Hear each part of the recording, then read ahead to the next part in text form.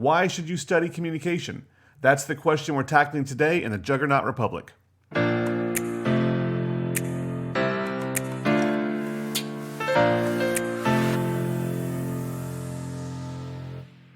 Hey friends, today we're exploring how studying interpersonal communication can help guide you up Juggernaut Mountain. According to the National Association of Colleges and Employers in 2016, they listed off the top 10 skills that employers said that they wanted for recent graduates or for incoming employees to have. So I'm going to ask you a question. I just want you to answer it to yourself.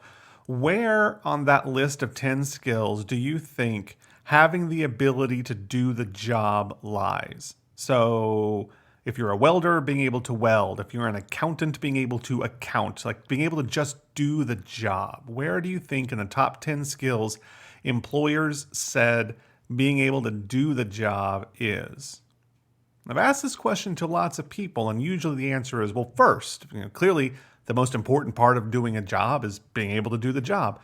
But that's not actually where it appears on the list. On the top 10 list of the skills that employers want people to have, or new employees to have, being able to do the job comes in at 7th. What then are the top 6? Well, the top 5 are all communication skills. It includes leadership, the ability to work in teams, written communication, problem solving, verbal communication. Across the board, this is kind of the way that employers are looking at potential employees. Companies spend over $3 billion annually to train their employees in communication skills. And it's not just this one study. There's lots of studies that say this as well. For example, Bloomberg in 2016, all of the top 4 are communication skills. The Association of American Colleges and Universities, 4 of the top 5. In Live Career in 2016, all of the top 4. Career Realism in 2015, it's the top 2. And the Manpower Group in 2015 listed as 6 as the top 7.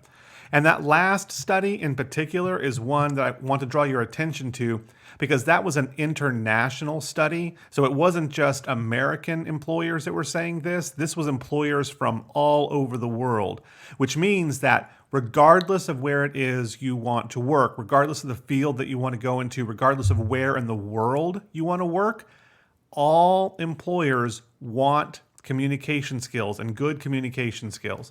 I would defy you to find a job call or a listing for a job that did not list good communication skills.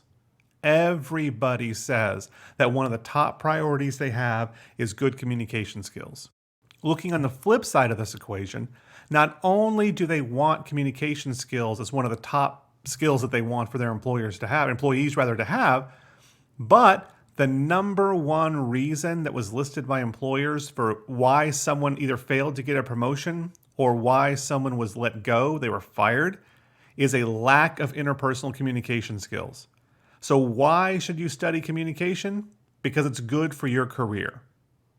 But the question is also, just in general, why are they so important? Why are these skills so important? Why is communication such an inherent part of the human experience? And there's really 4 reasons that are outlined as to why communication skills are so integral into kind of what it means to be human. The first is physical needs.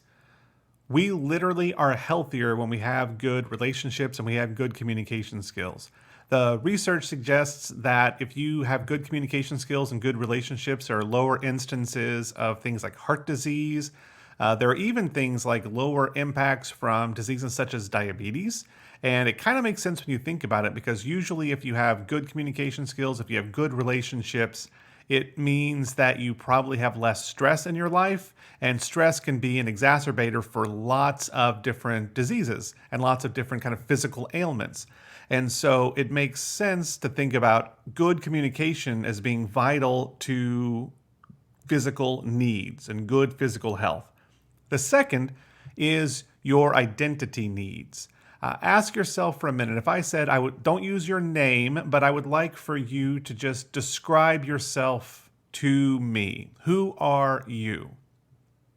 Well, You may have said something like, I'm a brother, or I'm a sister, or a husband, or a wife, or a coworker, or I'm on a bowling league, or I'm in a book club, or any number of things like that. But you'll notice that all of those kind of descriptors are in relationship to somebody else. You're in a bowling league in relationship to the other people on your bowling team or the teams that you play against.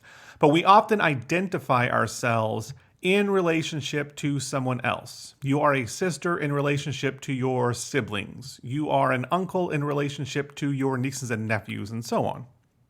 The third is practical needs. We use communication with other people to get things done. If you wanted to hang a picture, it's a good idea to have somebody standing 5-6 feet behind you and saying, it's even, or no, the left side needs to come up just about an inch or so that way you can get everything kind of situated. We use other people to fulfill practical needs. The last is our social needs.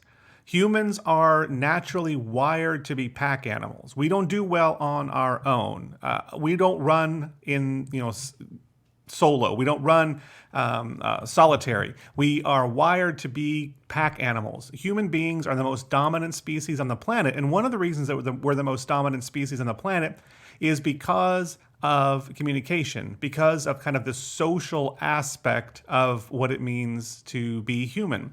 If you went one-on-one, a human being versus a lion, the lion wins every time. Better claws, better fangs, just physically superior. But we are the most dominant species on the planet, not the lion. And the reason is because lions don't build cities. Lions don't have a judicial system, a court system. Only humans have those things. And humans have those things because we can create things like rule of law. And that allows us to create judicial systems. It allows us to create government. It allows us to create cities. All of those things no one individual can do that. It takes an entire species of humans to do that.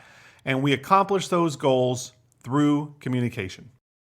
Let's keep the conversation going in the comments section. Let us know how good interpersonal skills have helped you, or maybe go the other way and a mistake maybe you have made. But be sure to subscribe and hit the notifications button so that you'll know when we upload new videos.